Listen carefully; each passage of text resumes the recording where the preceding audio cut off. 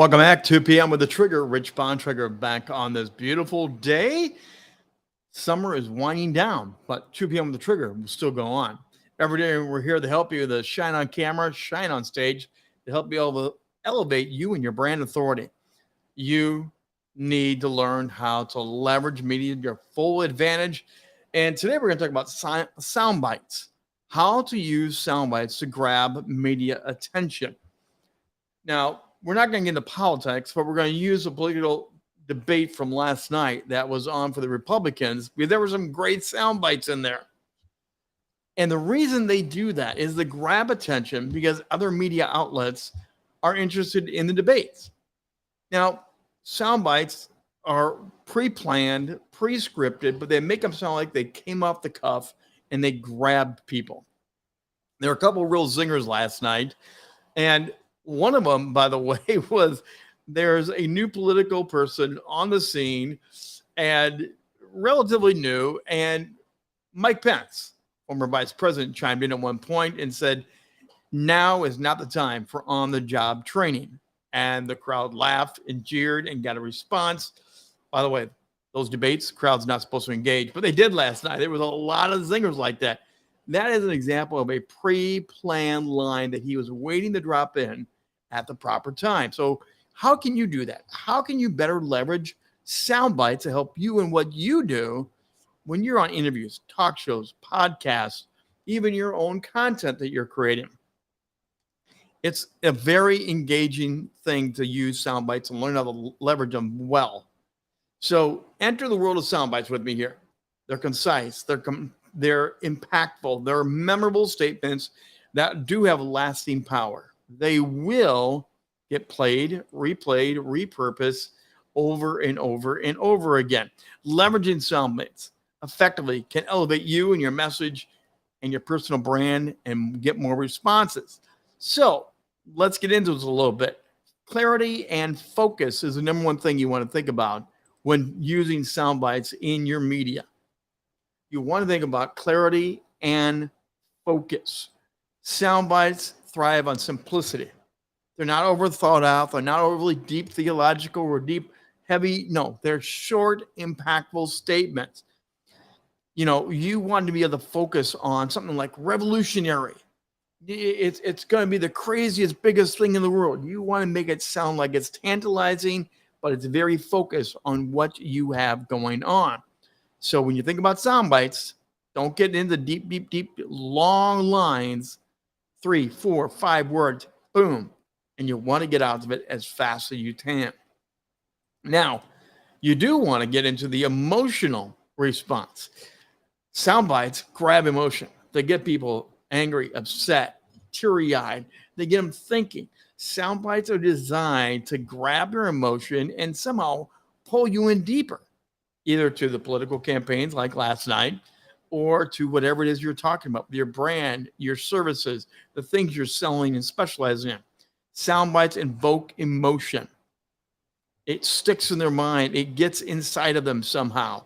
You know, again, going back to last night, there was, I'm the only person on stage who isn't bought and paid for. There were earlier comments about how this was all bought and paid for, packaged for the higher level candidates. And the comment came out, I'm the only one on stage who isn't bought and paid for. Boom. That is going to get a reaction. That is going to get someone to say something else, whether it's the interviewer, some of the candidates. You will get a response out of that. Now, what else do you want to do with this? You want to make provocative statements.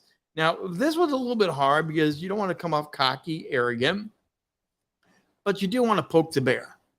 You do want to say something that's a little bit off key sometimes and have people say, wait, did I really just hear them? Did they really believe that? So when it comes to this area of sound bites, think about it. Thought-provoking sound bites stimulate a conversation. There are things that I've said intentionally on camera and on stage that intentionally, I know I'm going to get a reaction. They're going to probe deeply for it. I'm not trying to be a jerk, but I am trying to use a soundbite to get the response that I want. I don't want to be a one-dimensional conversation. I want to have an engaging conversation. Think about how you can do that. How you can be a little bit thought provoking. How you can be a little bit challenging in your statement. And it forces them to say, well, what about this? What about this? And it goes deeper and deeper, deeper. Last night, Chris Christie said this about that younger candidate. I've had enough already tonight of the guy who sounds like Chat GPT. And again, the crowd went wild because everyone understands the rise of Chat GPT. And they also understand he's a young guy. He's trying, he's new, but it sounded like it was cut and paste replies. He is being thought provoking. He is challenging. He is intentionally trying to make something stimulate a conversation. And all the networks grabbed that soundbite. They all played them, and they're all talking about what came out of that statement. What can you do with a soundbite that's going to do that? Make thought-provoking statements. Also, the one is going to be repetition. You want to learn how to repeat. One of my favorite TV ad commercials a long, long time ago was, "Where's the beef?" Wendy's. It wasn't just a Wendy's slogan after a while. It was so repetitive. It was put in the movies, TV shows. Late night comedians used it on their comedy acts when they first came out. Those are the type of thing. It will inject the laughter. It will lighten people up. It will make you stand out because you're enjoyable. You're the fun guy in the crowd. Humor and wit in a soundbite works really, really well. And oh, by the way, all this stuff last night does get repeated on all those late night talk shows. It's a way to get yourself repeated, because a great soundbite will get a great reaction. Use how to leverage humor. And finally, let me give you one more. You do need to learn how to tailor this to your audience. Last night, it was the political people talking about politics, important things for our country, trying to figure out which one might be the lead candidate of the Republican Party. Their audience was targeted for political people. You have to know your audience. Know when to drop that bomb in. That is that soundbite that fits that particular audience, and it will have a higher level reaction. It will make a more memorable moment in that. If you're on a TV show, know what the content is. If you're on a news journalism show, is it more entertainment? Is it more heavy news? What is the audience that's going to be there? And fashion it. You know, let's say you're on a fashion show. Let's say it's a clothes and fashion. You want to use words like fashion intentionally. You want to use things that it's your outfit's going to revolutionize the world. This new trend is groundbreaking.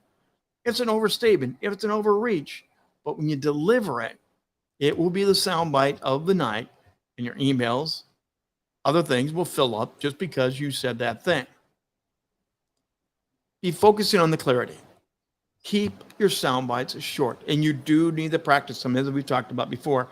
All these soundbites that I've quoted from last night's political campaign, they were not made up on the spot. These were things that they had pre-planned, worked with their prep team, made sure they was going to look for the seam, it's like a football player. He's going down the field. He's looking for that little seam to crack through and make a run for the end zone. That's what they're doing last night and many other times when you're in great sound bites. They know they're waiting for the moment, and you're going to drop that in. Nikki Haley came back on last night, and she made this comment to one of the candidates. You have no foreign policy experience. And it shows. Mic drop. That's a soundbite. That's one that is going to get the reaction. Listen, know when to drop them in, and know how to leverage them. And again, just like I did with that, use a dramatic pause. Leave them hang in the air for a minute. Let them chew on what you're saying. Don't go through your sound bites fast.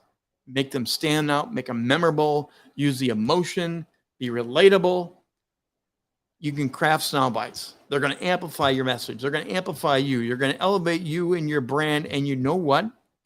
The old saying of any press is good press still remains true today. Soundbites is one of the ways that you can learn how to leverage it, build your brand, stand out from the crowd. And if you are on a panel, one of these virtual panels that we often do when you're with different colleagues and people. It's a great place to drop in a soundbite that will set you apart from the rest of the panel. That people recognize you as the expert you are. And again, we do this each and every day. Why? Because we want you to shine on camera, shine on stage, elevate you and your brand authority. Soundbite. We'll see you back this next week, Monday, back once again for 2 p.m. with the Trigger, 2 p.m. Eastern time. We go live every day to help you shine brighter and build that media empire. Have a great weekend. We'll see you back here live at 2 p.m.